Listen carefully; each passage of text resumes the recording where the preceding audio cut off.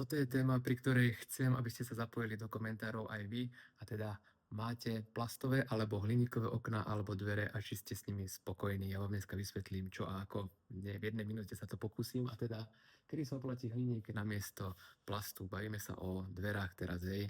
Hliník namiesto plastu, alebo hliníkové dvere namiesto plastových dverí sa oplatí vtedy, keď vám fakt, že moc svieti slnko, alebo teda veľkú časť dňa vám svieti slnko na časť vchodových dverí, alebo na vchodové dvere nemáte tam žiadnu striežku, nemáte tam nič.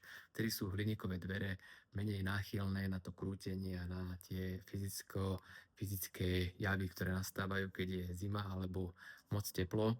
No a oplatí sa to aj vtedy hliníkové dvere, pretože aj vtedy, lebo vydržia viac rokov, vydržia minimálne vydržia raz také obdobie ako plastové, hovorí sa, že až 80 až 100 rokov, buďme takí, že 60 rokov určite, takže ak by ste mali záujem o hliníkové dvere alebo aj o plastové a poradiť sa, tak na doner.sk nájdete telefónne číslo alebo na obchod@doner.sk a ja čakám na tie vaše komentáre: hliník alebo plast.